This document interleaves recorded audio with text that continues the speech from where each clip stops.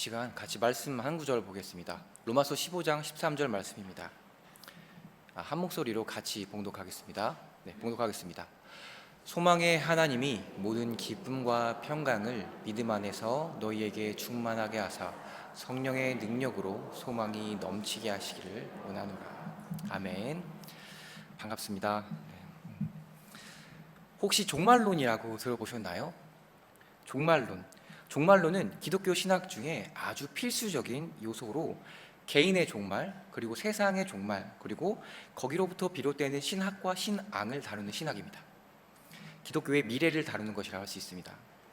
얼마 전에 우리 교회에서 천정은 자매님이 오셔서 간증을 하셨습니다.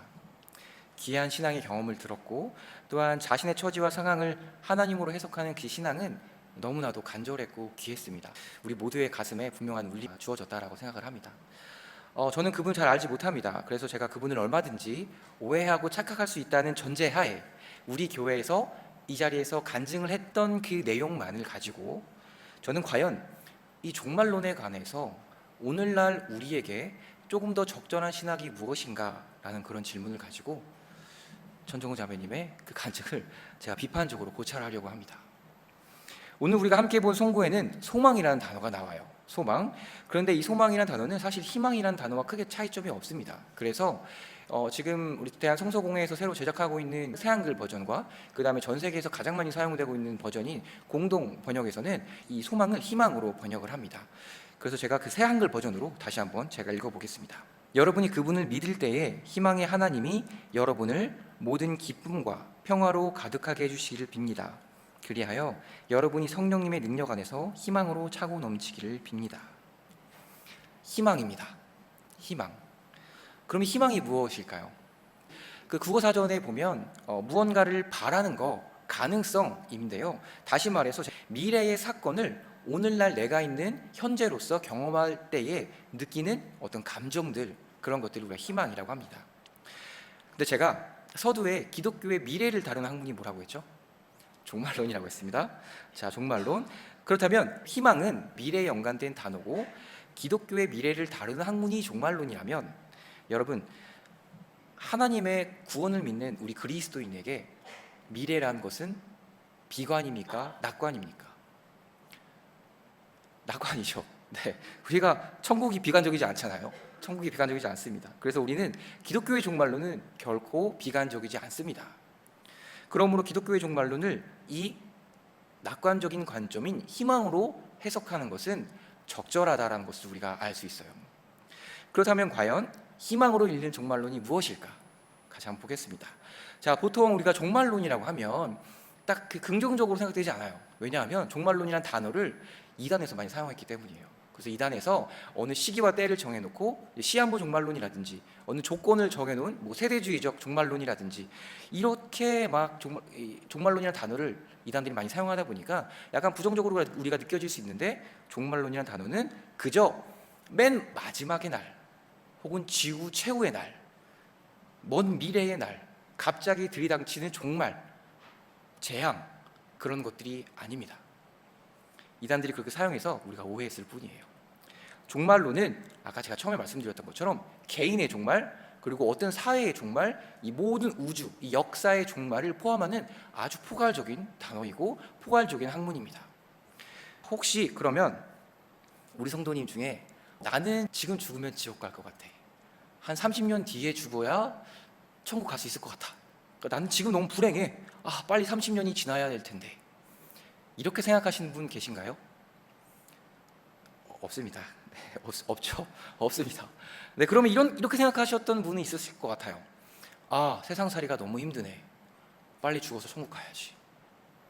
걔 몸이 너무 아프네, 빨리 죽어서 천국 가야지. 자, 이렇게 하는 단어랑 주장들도 틀린 것은 아닙니다. 틀린 것은 아니나 이러한 종말론의 이해는 우리의 종말론 이해, 이 신앙의 유익을 다소 좁게 만듭니다. 왜냐하면 오늘이 없어지기 때문이에요. 오늘을 잃어버리는 것이며 오늘의 가치가 상실되는 거예요. 먼 미래만을 보고 살기 때문에 오늘이라는 것, 이 그리스도인의 소명이라는 것을 우리는 자꾸 잊어버리게 된다는 거예요. 오늘의 가치. 정반대의 의견도 있습니다. 정반대로 조금 진보적인 신학에서는 뭐 하나님의 나라가 이미 이루어졌다라고 얘기하는 것도 있어요. 근데 이것도 방금 전에 제가 말씀드렸던 종말론은 절망이라고 표현할 수 있어요. 절망. 왜냐하면 현재는 절망이고 희망은 미래에 있다라고 볼 수 있는데, 방금 제가 또 지금 말씀드린 종말론은 이미 다 이루어졌다라고 얘기하니까 이거는 반대로 오만일 수 있습니다. 그래서 칼빈은 이러한 형상들을 이렇게 비판해요. 부르심으로 이 세상에 보냄받은 그리스도인들이 이 세상을 넘어가려고 지나치게 서두른다. 종말론은 단순한 선택사항이 아니에요. 종말론은 우리 기독교의 현재와 예배, 순서, 설교, 기도, 이 모든 곳에 실존이 담겨있는 아주 중요한 핵심이에요. 그렇기 때문에 이 종말론이 온전히 서 있지 않는 그리스도인 같은 경우는 그 사람의 오늘은 얼마든지 왜곡될 수 있는 거죠. 종말론을 어떻게 생각하느냐에 따라서 그 성도님들의 오늘이 서로가 다르다는 것입니다. 희망, 이 희망을 막연히 미래로 유보하는 것, 이것은 온전한 종말론이 아닙니다. 그리고 나중에 언제일지 모를 먼 미래에 있는 것이 희망이다, 그것이 종말이다라고 생각했을 때 우리에게는 이 종말론이란 학문, 이 신학은 오늘 있는 것이 아니라 그저 먼 미래에 있는 것이 됩니다. 먼 미래 어딘가에 있을 뿐이죠. 자, 그렇다면 오늘날 우리 한국교회에서 그렇다면 과연 적절한 종말론 신학은 무엇일까? 과연 적절한 종말론 이해는 무엇일까? 그것을 함께 보겠습니다. 첫 번째로 우리 성삼위 하나님께서는 이 희망의 종말론을 통해서 오늘을 기뻐하라고 말씀하십니다. 오늘을 기뻐하라. 요한복음 8장 56절 말씀입니다. 제가 봉독하겠습니다. 너희의 조상 아브라함은 내 날을 보리라는 희망에 차 있었고 과연 그 날을 보고 기뻐하였다. 예수 그리스도를 믿는다는 것은 먼 미래에 믿는 게 아니에요. 내가 지금 여기서 믿는 겁니다. 지금 현재에 믿는 거예요. 그렇다면 예수 그리스도란 그 진정한 희망은 먼 미래에 있는 것이 아니라 오늘 있어야 되는 겁니다. 내가 지금 예수 그리스도를 믿는다라고 말하는 그 고백의 현장에 예수 그리스도의 그 희망, 종말이 있어야 된다라는 거예요. 다시 말해서 내가 지금 예수 그리스도를 믿는다면 그 희망은 바로 그 자리에 있습니다. 지금 바로 여기에 있는 거예요. 여기에. 그래서 이렇게 희망으로 종말론을 이해하게 되면 우리 그리스도인의 시간관은 현재에서 그냥 미래로 가는 것이 아니라 거꾸로 미래에서 현재로 오는 시간이 되게 돼요. 왜냐하면 그리스도인들은 미래를 믿고 있어요. 하나님이 다 완성했다고, 하나님이 모든 것을 주관하고 있다는 것을 믿고 있기 때문에 그것은 확실한 사실이 되는 거죠. 그렇다면 그 사실은 희망으로서, 믿음으로서 오늘 우리에게 사실이 되는 겁니다. 쇼생크 탈출에서 주인공은 억울하게 감옥에 갇힙니다. 거기서 우연찮게 발견한 그 음반을 이제 감옥에서 몰래 틀게 되죠. 감옥에 있는 스피커는 가라, 멈춰라, 밥 먹어라, 자라, 이런 식의 명령만 나오는 스피커였습니다. 이 감옥은 그만의 세상을 갖고 있었죠. 그 감옥의 상징, 그 세상, 그 세계관의 상징은 하나의 저희 스피커였습니다. 그래서 사방이 벽으로 막혀 있는 그 감옥에서는 그 죄수들의 세상은 그게 전부였어요. 그런데 모차르트의 음악이 틀어지면서 그 스피커는 더 이상 감옥의 상징이 아니라 희망의 상징으로 바뀝니다. 그래서 모든 사람이 모든 것을 멈추고 일시정지한 채 그 스피커를 바라볼 수밖에 없었던 거죠. 그동안 내가 갖고 있었던 세계관이 깨지는 순간입니다. 나의 미래, 희망은 먼 미래에 있다라고 생각했었는데 그것이 아니었구나. 그것을 깨닫게 되는 것입니다. 우리 세상은 감옥이 아닙니다. 우리가 현실을 비관적으로 보는 것은 그것도 하나의 현상이고 좋은 유익이 있을 수 있지만 보통은 우리가 이런 종말론의 믿음을 잃어버렸을 때 나타납니다.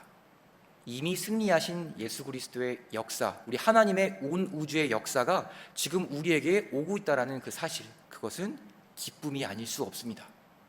그것을 아는 사람은 기쁨을 멈출 수가 없어요. 두 번째로 우리 성삼위 하나님께서는 희망의 종말론을 통해서 오늘 우리에게 생명력과 힘으로 살라고 말씀하십니다. 요한복음 11장 25절 26절입니다. 제가 봉독하겠습니다. 예수께서 이르시되 나는 부활이요 생명이니 나를 믿는 자는 죽어도 살겠고 무릇 살아서 나를 믿는 자는 영원히 죽지 아니하리니 이것을 내가 믿느냐. 짧게 설명해 드리면 그냥 믿는 자에게 부활이 있다, 생명이 있다라는 뜻이고요.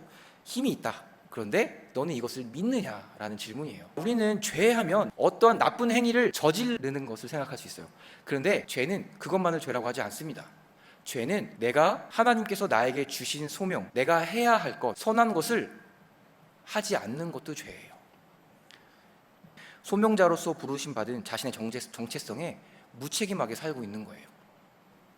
아무것도 하지 않기 때문에 생명력이 보이지 않고 희망이 보이지 않습니다. 여러분, 제자들이 예수님이 돌아가셨을 때 도망갔습니다. 왜 도망갔을까요? 희망을 잃어버렸기 때문입니다. 그리고 나사로가 죽어서 생명을 잃었죠? 근데 잃었습니까? 아니에요. 희망인 예수님이 오시고 다시 부활했죠. 희망은 이렇게 힘이고 생명력입니다. 제가 우리 아동부 우리 해찬날의 설교 때 썼던 예화인데요. 네, 과연 미래는 그렇다면 오늘날 우리에게 어떻게 희망이 되고 그것이 어떻게 오늘날 힘이 되고 생명력이 되는가? 저는 이것이 엄청 적절한 예라고 생각하고 가지고 왔습니다. 강아지입니다. 네. 자, 다음 넘겨주시고요. 자, 공통점이 있습니다. 잘 찾아보세요. 강아지들이 저기 기뻐하는 공통점이 있어요. 다음 넘겨주시고요. 네, 여러분, 강아지가 주인을 만난 다음에 기뻐했나요? 아니면 주인이 오기 전부터 기뻐했나요? 오기 전부터 기뻐했습니다. 강아지의 저 운동력, 저 생명력, 나는 살아있다라는 생명력이 주인을 만난 후부터 느껴졌나요? 아니면 주인이 오기 전부터 느꼈나요? 주인이 오기 전부터입니다. 이것을 바로 희망이라고 하고 종말론이라고 하는 것입니다. 종말론은 먼 미래에 있는 것이 아니에요. 그래서 요한복음 11장 26절 말씀입니다. 이것을 내가 믿느냐? 강아지는 주인이 자신에게 올 것이라는 사실을 믿었어요. 그리고 주인이 자신을 때리는 것이 아니라 자신을 사랑한다는 것을 믿었습니다. 그 믿음, 그 믿음의 밀도, 그 정도에 따라서 그 사람의 현재는 생명력과 기쁨, 저 역동성이 넘치게 되는 거예요. 이것이 바로 기독교의 진정한 종말론입니다.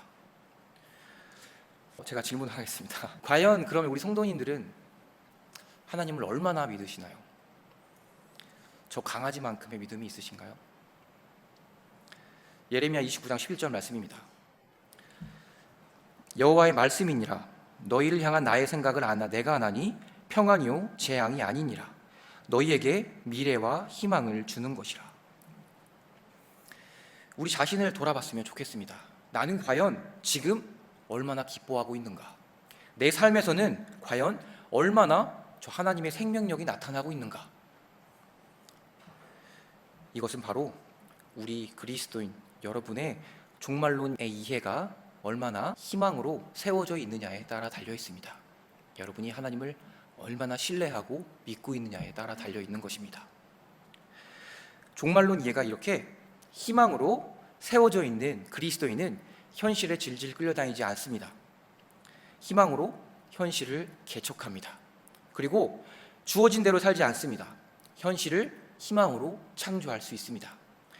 자신을 세상으로부터 도피하거나 폐쇄하지 않습니다. 세상을 향해 자신을 개방합니다. 희망의 시대로 이 절망을 비추려고 하고 생명력으로 생명력이 없는 세상에 예수 그리스도를 전할 수밖에 없습니다. 그리고 무엇보다 시대의 아픔도 우리가 함께 보듬어 갈 수 있습니다. 이 희망 때문에. 그래서 요한계시록 21장 5절에 보면 이렇게 말씀이 있습니다. 보라, 내가 만물을 새롭게 하노라. 우리 그리스도인은 이렇게 만물이 새로워진다는 사실을 알고 사실로 믿고 있는 사람들입니다. 그렇기 때문에 우리는 이 희망을 전달해야 합니다. 내 삶과 세상에 전달해야 하는 것이에요. 베드로전서 3장 15절, 오늘 마지막 말씀입니다. 제가 봉독하겠습니다. 그리스도를 주님으로 구별하여 여러분의 마음속에 모시십시오. 여러분 가운데 있는 희망에 대해 여러분에게 해명을 요청하는 모든 사람에게 대답할 준비를 늘 갖추고 계십시오. 여러분은 과연 절망과 오만에 무너진 사람입니까? 아니면 희망을 아는, 기쁨을 아는 생명력 있는 그리스도인이십니까? 우리는 무책임을 벗어나서 방금 베드로전서의 말씀처럼 희망을 남들에게 설명해야 합니다. 예언자는 거창한 것이 아닙니다. 여러분 모두가 예언자시고요. 여러분 삶에 하나님께서 여러분을 소명자, 예언자로 부르신 겁니다. 여러분 주위에 분명히 돌아보시면 하나님의 저 사랑과 은혜, 진정한 미래가 필요한 사람들이 정말 많을 거예요. 이 말씀을 마치겠습니다. 우리 신답교회 예배공동체 구성원 모두가 우리 진정한 희망이신 우리 하나님을 막연히 믿는 것이 아니라, 막연히 멀리 믿는 것이 아니라 정말 진정한 사실로 믿어서 오늘 우리가 함께 본 강아지보다 더 강한 믿음을, 더 강한 생명력을, 더 강한 기쁨을 갖게 되기를 소망합니다. 모든 세상을 완성하신 하나님, 이미 모든 세상은 하나님께서 완성하셨습니다. 우리는 그것을 믿습니다. 그렇기 때문에 이 미래로부터 오는 현재, 이 현재, 여러분, 이 모든 우리의 현재가 희망으로 가득하기를 소망합니다. 제가 기도하겠습니다. 진정한 사실이신 하나님, 그 무엇보다도 가장 확실하게 사실이신 하나님, 우리는 과연 얼마나 이 사실을 정말 사실이라 인정하고 있었는지 우리 자신을 돌아봅니다. 하나님께 나의 불신앙을 회개합니다. 세상이 힘들다고 낙심하고 좌절하고 무기력하고 무책임하게 이 현재란 오늘을 낙담하고 있었을 때도 있었습니다. 하나님, 이 오늘이라는 것은 완벽한 하나님의 완성이 미래로부터 오늘로 도래하는 기쁨이자 희망입니다. 하나님께서 소명으로 보내주신 이 오늘을 잃어버리는 그리스도인이 아니라 이미 완성한 미래로부터 시작된 오늘, 아름다운 모습으로 이미 완료된 미래로부터 오는 오늘이라는 그 믿음으로 신앙하는 그리스도인이 되게 하여 주시옵소서. 우리 모두가 하나님께서 주신 은혜를 품어서 진정으로 부요한 자요, 바로 그리스도인, 성도가 되기를 소망하며, 더욱이 우리가 함께 신앙함으로 하나님이란 그 희망을 우리 모두가 가슴에 고이 품고 또 함께 공유하며 확장하는 진정한 교회의 기쁨을 회복하는 우리 신답교회 예배공동체 되기를 소망합니다. 예수님의 이름으로 기도합니다. 아멘.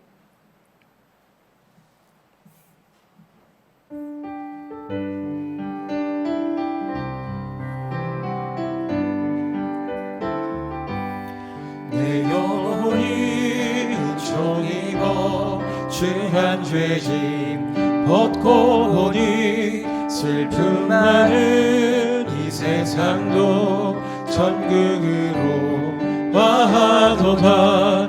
할렐루야 찬양하세.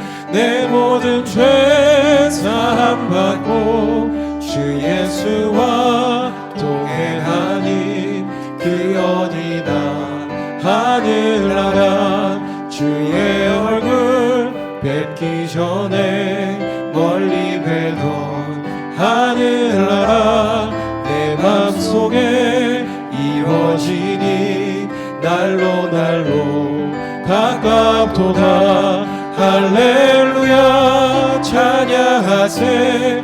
내 모든 죄 사함 받고 주 예수와 동행하니 그 어디나 하늘나라 높은 산이 거친 들이 조막이나 궁궐이나 내 주 예수 모신 곳이 그 어디나 하늘나라.